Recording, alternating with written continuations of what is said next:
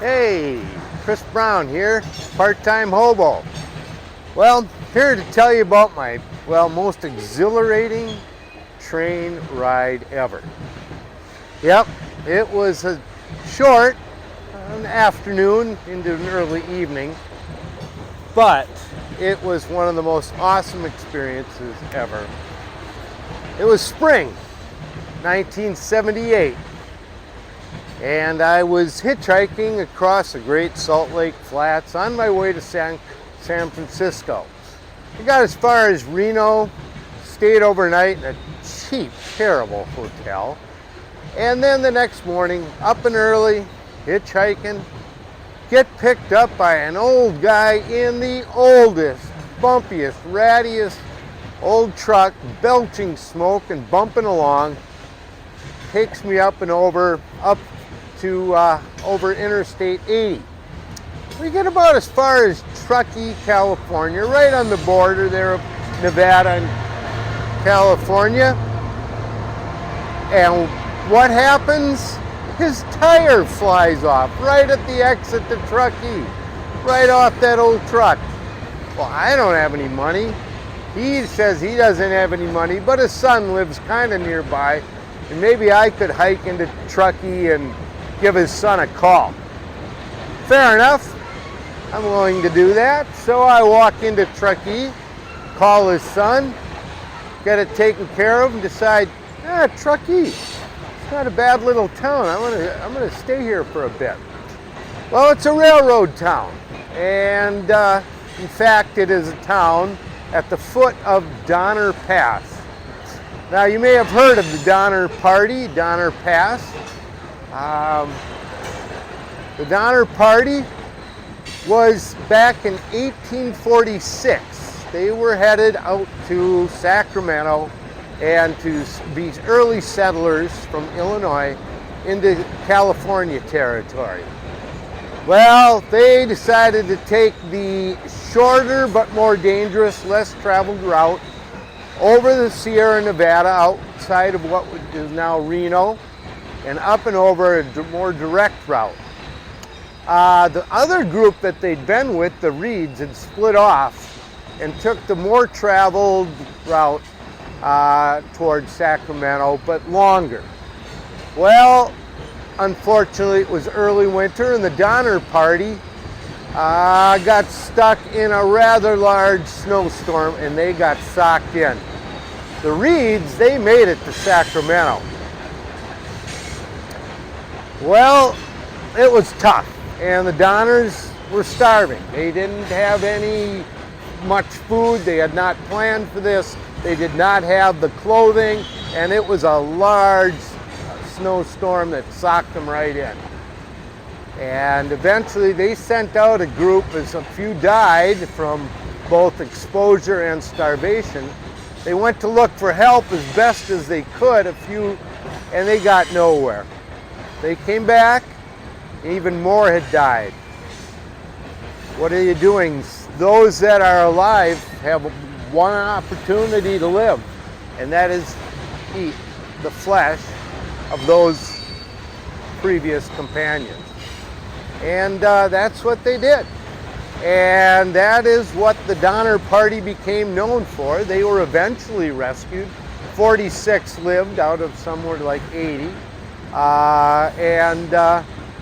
They eventually made it to Sacramento over this mountain pass. The infamous Donner Party, forever hooked with cannibalism. 20 years later, in the late 1860s, this very mountain pass was the route for the new Transcontinental Railroad. And in order to build this railroad, they needed labor, a lot of labor. And where did this labor come from? Well, from China.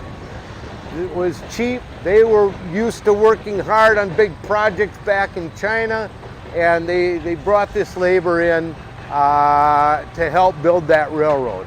And unlike the European settlers, the lives of the Chinese were seen as far more expendable. And thousands died and were maimed in the process of building this railroad. But it included 15 tunnels and many bridges that had timber to be cut and tunnels to be blown up. And it was an overwhelming but incredible project, engineering project.